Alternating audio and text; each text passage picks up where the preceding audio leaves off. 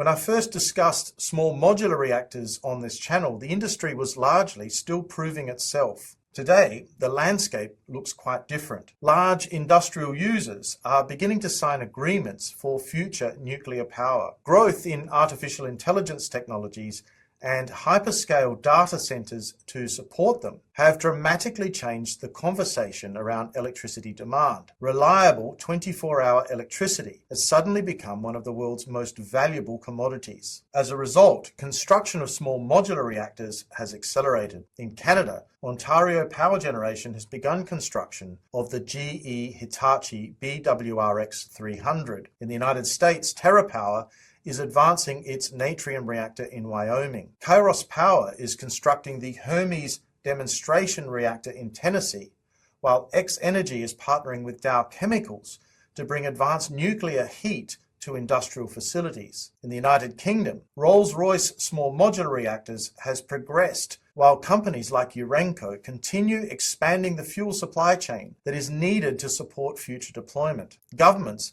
are investing billions of dollars, and private capital is increasingly flowing into advanced reactor companies. When small modular reactors first entered public discussion, they were often presented primarily as a climate solution, and that largely remains true. Nuclear power produces extremely low operational greenhouse gas emissions, but climate policy is no longer the only driver. Today, we see at least four major forces pushing governments and the private sector towards advanced nuclear technologies. The first is energy security. The second is industrial competitiveness. The third is artificial intelligence and rapidly growing electricity demand for data centers. And the fourth is geopolitics. And it is that final driver that I think is becoming increasingly important. The nuclear fuel chain, including uranium sources, as well as enrichment capability, spreads into countries that are not normally known as energy superpowers. For more than half a century,